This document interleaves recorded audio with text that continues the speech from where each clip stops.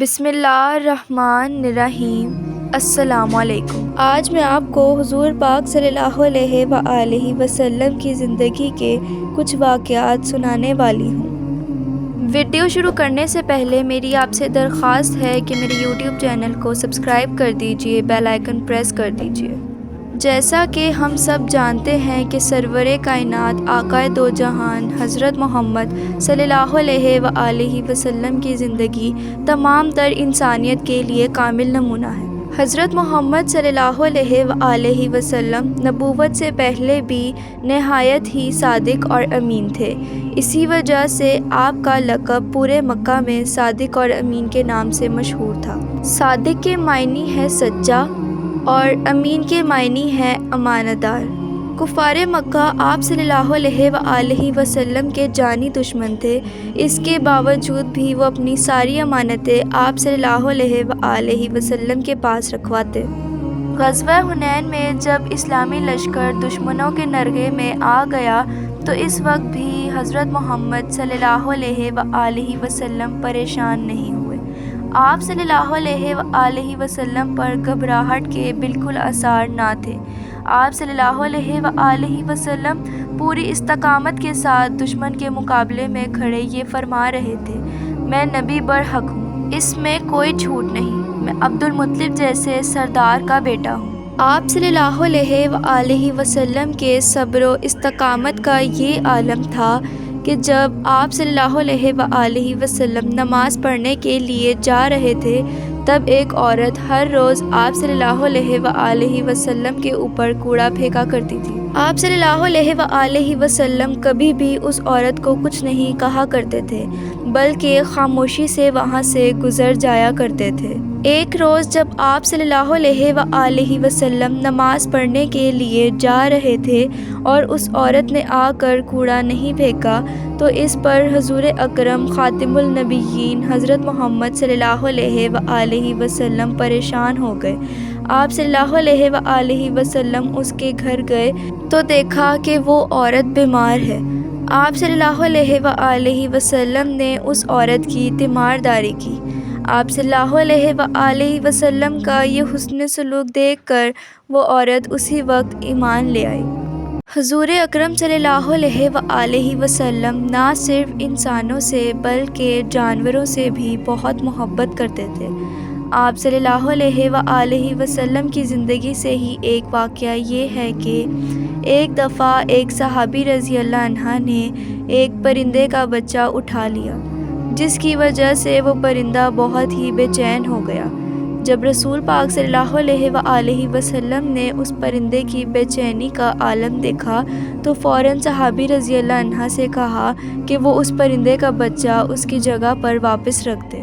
حضور اکرم خاتم النبیین صلی اللہ علیہ وآلہ وسلم بچوں سے بھی بہت محبت کیا کرتے تھے۔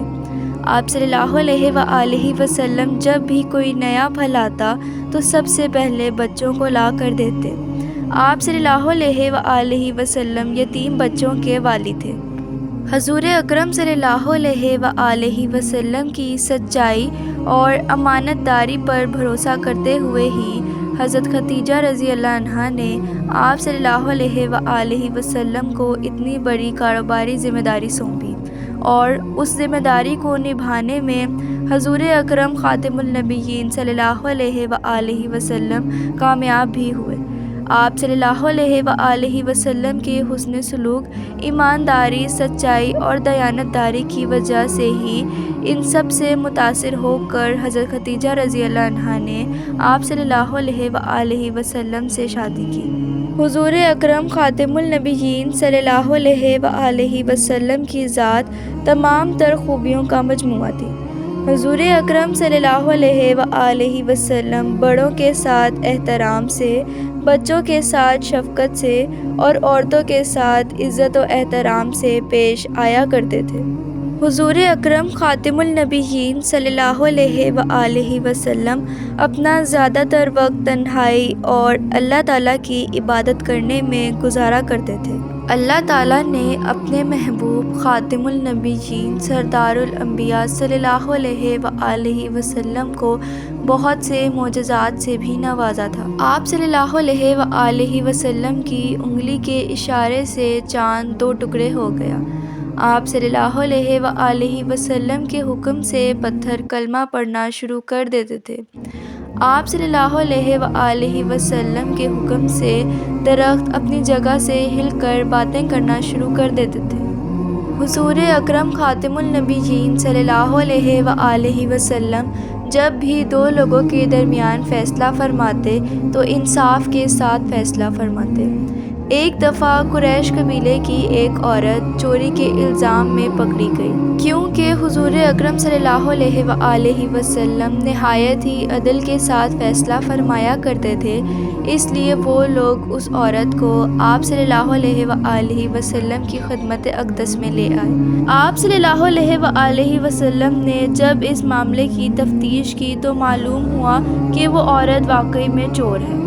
حضور پاک صلی اللہ علیہ وآلہ وسلم نے حکم دیا کہ اس عورت کے ہاتھ کاٹ دو۔ اس پر قبیلہ قریش نے آپ صلی اللہ علیہ وآلہ وسلم کے پاس ایک صحابی رضی اللہ عنہ کو سفارش کے لیے بھیجا، کیونکہ وہ عورت کسی اعلیٰ خاندان سے تعلق رکھنے والی تھی۔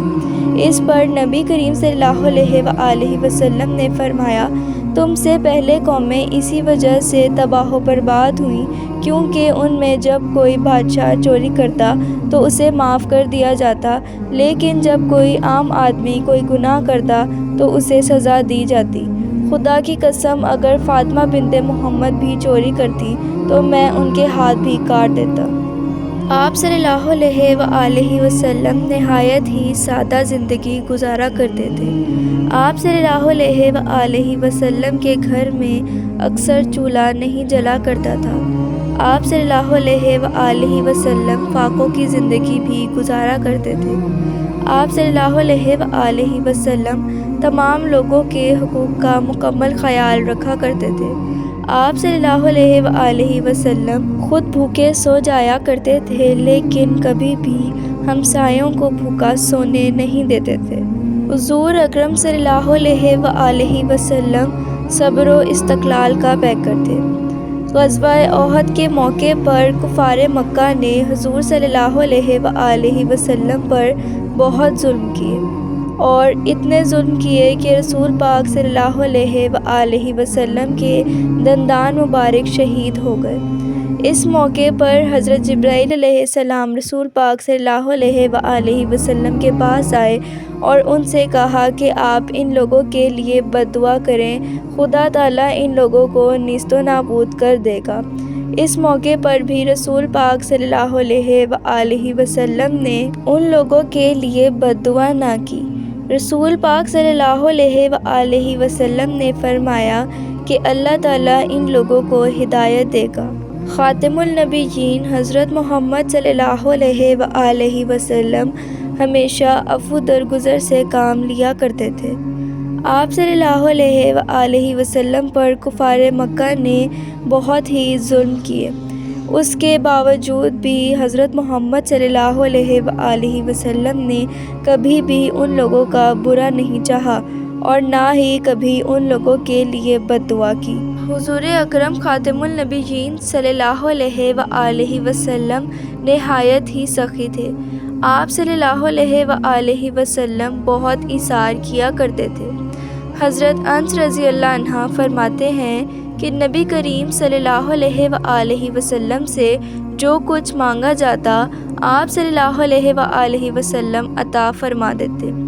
ایک شخص آپ صلی اللہ علیہ وآلہ وسلم کی خدمت میں حاضر ہوا اور سوال کیا تو آپ صلی اللہ علیہ وآلہ وسلم نے اسے صدقے کے مال میں سے اتنی بکریاں دینے کا حکم فرمایا کہ وہ 2 پہاڑوں کے درمیان کو بھر دیتی۔ وہ اپنی قوم کی طرف لوٹا اور کہنے لگا کہ اے میری قوم، اسلام لے آؤ، بے شک محمد رسول اللہ صلی اللہ علیہ وآلہ وسلم اس قدر عطا فرماتے ہیں کہ محتاجی کا خوف نہیں رہتا۔ فتح مکہ کے موقع پر حضور اکرم خاتم النبیین صلی اللہ علیہ وآلہ وسلم پر انتہائی عجز و انکسار کے جذبات غالب تھے۔ آپ صلی اللہ علیہ وآلہ وسلم اپنی اونٹنی قصبہ پر سوار تھے اور آپ صلی اللہ علیہ وآلہ وسلم کا سر انور اونٹنی کی کوہان کو چھو رہا تھا۔ زبان پر سورہ فتح کی آیات جاری تھی۔ آخر نبی کریم خاتم النبیین صلی اللہ علیہ وآلہ وسلم نے فرمایا کہ آج میں تمہارے ساتھ اسی سلوک کا اعلان کرتا ہوں جو میرے بھائی حضرت یوسف علیہ السلام نے اپنے بھائیوں کے بارے میں ارشاد فرمایا تھا۔ آپ صلی اللہ علیہ وآلہ وسلم نے تمام اہل مکہ کو مخاطب کرتے ہوئے فرمایا کہ جاؤ، آج تم سب آزاد ہو، آج تم سے کوئی باز پرس نہیں ہوگی۔ اہل مکہ حضور اکرم خاتم النبیین صلی اللہ علیہ وآلہ وسلم کے اس حسن سلوک اور عفو درگزر سے انتہائی متاثر ہوئے اور جوگ در جوگ مسلمان ہونے لگے۔ فتح مکہ کے موقع پر حضور اکرم خاتم النبیین صلی اللہ علیہ وآلہ وسلم کا اپنے بدترین دشمنوں کو معاف کر دینا عفو درگزر کی شاندار مثال ہے۔ پھر نبی کریم خاتم النبیین صلی اللہ علیہ وآلہ وسلم اور حضرت علی رضی اللہ عنہ نے خانہ کعبہ کو 360 بتوں سے پاک فرمایا۔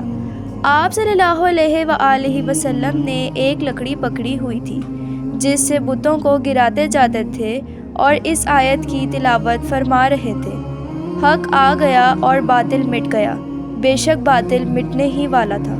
غزوہ حنین کے موقع پر اللہ تعالیٰ نے حضرت محمد صلی اللہ علیہ وآلہ وسلم کو متعدد معجزات عطا فرمائے۔ نبی کریم خاتم النبیین صلی اللہ علیہ وآلہ وسلم نے لڑائی کی شدت دیکھ کر مٹھی بھر مٹی اٹھائی اور کفار کی طرف پھینکی۔ وہ مٹھی بھر خاک دشمن کے ہر شخص کی آنکھ میں چلی گئی، دشمن کی صفیں بکھر گئیں اور وہ میدان چھوڑ کر بھاگ گئے۔ اللہ تعالیٰ نے اس غزوے میں فرشتوں کے ذریعے سے مسلمانوں کی مدد فرمائی۔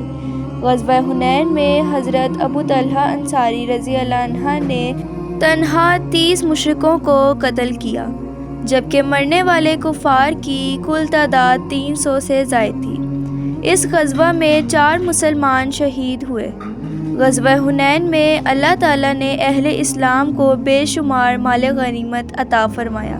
اس مال غنیمت میں 6000 جنگی قیدی، 24000 اونٹ، 40000 بکریاں اور 4000 اوقیہ چاندی شامل تھی۔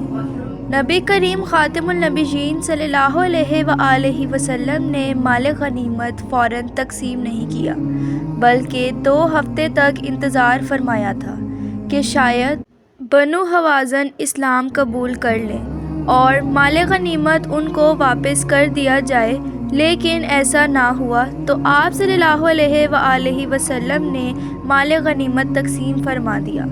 غزوہ حنین کی وجہ سے متعدد قبائل دائرہ اسلام میں داخل ہوئے اور اسلام مزید دور دراز کے علاقوں تک پھیل گیا۔ غزوہ حنین میں مسلمانوں کی نصرت و فتح کے متعلق اللہ تعالیٰ نے ارشاد فرمایا: یقیناً اللہ تمہاری مدد کر چکا ہے۔ بہت سے مواقع پر اور خصوصاً حنین کے دن بھی، جب کہ تمہاری کثرت نے تمہیں ناز میں مبتلا کر دیا تھا، تو وہ کثرت تمہارے کچھ بھی کام نہ آئی اور زمین تم پر اپنی وسعت کے باوجود تنگ ہو گئی۔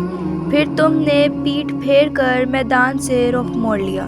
حضرت محمد خاتم النبیین صلی اللہ علیہ وآلہ وسلم اعلان نبوت سے پہلے بھی اللہ تعالیٰ کی بے حد عبادت فرمایا کرتے تھے۔ عبادت میں یکسوئی حاصل کرنے کے لیے آپ صلی اللہ علیہ وآلہ وسلم غار حرا میں بھی تشریف لے جایا کرتے تھے۔ نماز اور کثرت عبادت کی وجہ سے رسول اللہ خاتم النبیین صلی اللہ علیہ وآلہ وسلم کے پاؤں میں ورم آ جاتے۔ آپ صلی اللہ علیہ وآلہ وسلم سے عرض کیا گیا کہ آپ صلی اللہ علیہ وآلہ وسلم اتنی تکلیف برداشت کرتے ہیں، حالانکہ آپ صلی اللہ علیہ وآلہ وسلم گناہوں سے پاک ہیں۔ آپ صلی اللہ علیہ وآلہ وسلم نے فرمایا: تو کیا میں شکر گزار بندہ نہ بنوں؟ نماز تمام عبادات میں سے افضل و اشرف عبادت ہے۔ نبی کریم خاتم النبیین صلی اللہ علیہ وآلہ وسلم کو نماز سے اس قدر محبت تھی کہ آپ صلی اللہ علیہ وآلہ وسلم نے نماز کو اپنی آنکھوں کی ٹھنڈک قرار دیا۔ آپ صلی اللہ علیہ وآلہ وسلم کو جو خوشی، مسرت اور ذوق نماز سے حاصل ہوتا تھا وہ کسی اور عبادت سے حاصل نہ ہوتا تھا۔ حضرت محمد خاتم النبیین صلی اللہ علیہ وآلہ وسلم نے عبادات میں میانہ روی اور اعتدال اپنانے کا حکم دیا۔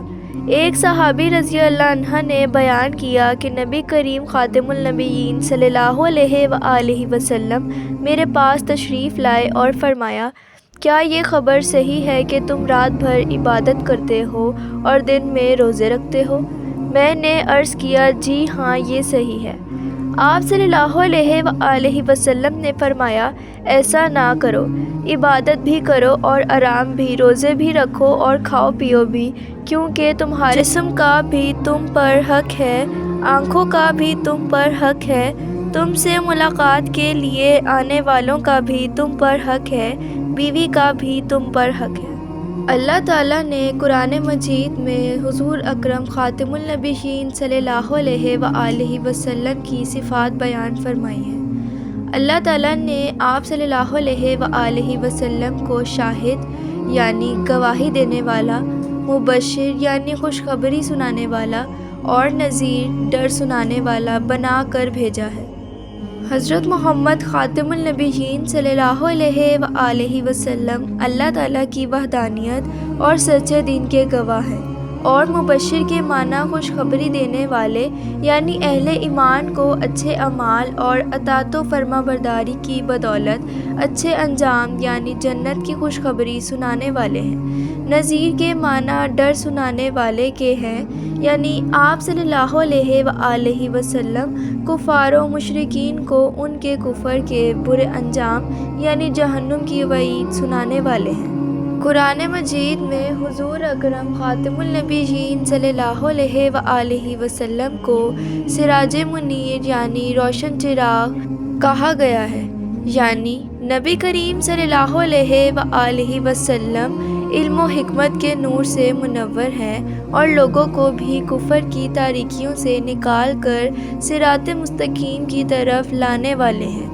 جب آپ صلی اللہ علیہ وآلہ وسلم پر طائف کے پہاڑوں میں پتھر برسائے گئے تو آپ صلی اللہ علیہ وآلہ وسلم کے جوتے لہو لہان ہو گئے۔ آپ صلی اللہ علیہ وآلہ وسلم بے ہوش ہو کر گر پڑے۔ حضرت محمد صلی اللہ علیہ وآلہ وسلم کے خادم حضرت زید رضی اللہ عنہ نے اٹھایا۔ قریب ہی ایک دشمن کا باغ تھا، آپ صلی اللہ علیہ وآلہ وسلم نے وہاں پناہ لی جو آپ صلی اللہ علیہ وآلہ وسلم کے خون کا پیاسا تھا۔ جب اس دشمن نے آپ صلی اللہ علیہ وآلہ وسلم کی یہ حالت دیکھی تو اس کی آنکھوں میں آنسو آ گئے اور اس نے اپنے غلام کے ہاتھ انگوروں کا تحفہ بھجوایا اور پیغام دیا کہ اس وقت حضور صلی اللہ علیہ وآلہ وسلم کی جو حالت ہے آپ صلی اللہ علیہ وآلہ وسلم واپس نہ کیجیے گا۔ نبی کریم خاتم النبیین صلی اللہ علیہ وآلہ وسلم کی تکلیف پر دشمن کو بھی ترس آ گیا۔ حضرت انس رضی اللہ عنہ فرماتے ہیں کہ انہوں نے 10 سال تک حضور اکرم خاتم النبیین صلی اللہ علیہ وآلہ وسلم کے پاس کام کیا، لیکن ایسا کوئی وقت نہیں آیا کہ جب رسول صلی اللہ علیہ وآلہ وسلم نے مجھ سے پوچھا ہو کہ یہ کام تم نے کیوں کیا۔ آپ صلی اللہ علیہ وآلہ وسلم نہایت ہی اعلیٰ اخلاق کے مالک تھے۔ حضور اکرم خاتم النبیین صلی اللہ علیہ وآلہ وسلم نے فرمایا کہ اس سے جوڑو جو تم سے توڑے، جو تمہیں محروم کرے تو اسے دو، اور جو تمہیں تکلیف پہنچائے تم اسے معاف کر دو۔ حضرت محمد خاتم النبیین صلی اللہ علیہ وآلہ وسلم نے فرمایا کہ مسلمان اپنے حسن خلق کی بدولت اس شخص کا درجہ حاصل کر لیتا ہے جو رات کو ہمیشہ عبادت میں جاگتا ہے اور دن بھر روزے رکھتا ہے۔ وہ ابو جہل جو آپ صلی اللہ علیہ وآلہ وسلم کو قتل کرنے کے در پہ تھا، آپ صلی اللہ علیہ وآلہ وسلم نے اس کے ساتھ بھی نرمی کا رویہ اختیار کیا۔ وہ قریش مکہ جنہوں نے قدم قدم پر آپ صلی اللہ علیہ وآلہ وسلم کو تنگ کرنے کی انتہا کر دی، حضرت محمد خاتم النبیین صلی اللہ علیہ وآلہ وسلم ان کے لیے بھی ہدایت کی دعا مانگ رہے تھے۔ وہ اہل مکہ جنہوں نے 20 برس کوئی کسر نہ چھوڑی، ان اہل مکہ کے بارے میں بھی آپ صلی اللہ علیہ وآلہ وسلم فرما رہے ہیں کہ جاؤ، میں نے معاف کیا۔ حضرت محمد خاتم النبیین صلی اللہ علیہ وآلہ وسلم کی زندگی تمام تر انسانیت کے لیے مشعل راہ ہے۔ آپ صلی اللہ علیہ وآلہ وسلم اعلیٰ اخلاق کے مالک تھے۔ ارد گرد کی اتنی برائیوں کے باوجود بھی آپ صلی اللہ علیہ وآلہ وسلم کا کردار بالکل پاک تھا۔ خاتم النبیین صلی اللہ علیہ وآلہ وسلم تمام تر برائیوں سے پاک تھے۔ آپ صلی اللہ علیہ وآلہ وسلم جھوٹ، غیبت جیسی برائیوں سے بھی دور تھے۔ آپ صلی اللہ علیہ وآلہ وسلم جب گفتگو فرماتے تب نہایت ہی دھیمے لہجے میں گفتگو کرتے۔ آپ صلی اللہ علیہ وآلہ وسلم کبھی بھی اونچی آواز میں گفتگو نہیں کرتے اور ارد گرد کے لوگوں کو بھی شائستگی سے بولنے کا کہتے۔ کوئی بھی شخص، زندگی کے کسی بھی شعبے سے تعلق رکھنے والا شخص آپ صلی اللہ علیہ وآلہ وسلم کی زندگی سے مکمل رہنمائی حاصل کر سکتا ہے۔ اگر آپ کو حضرت محمد صلی اللہ علیہ وآلہ وسلم کی زندگی کے یہ واقعات پسند آئے ہوں تو چینل کو سبسکرائب کر دیجیے، بیل آئیکن پریس کر دیجیے۔ اللہ حافظ۔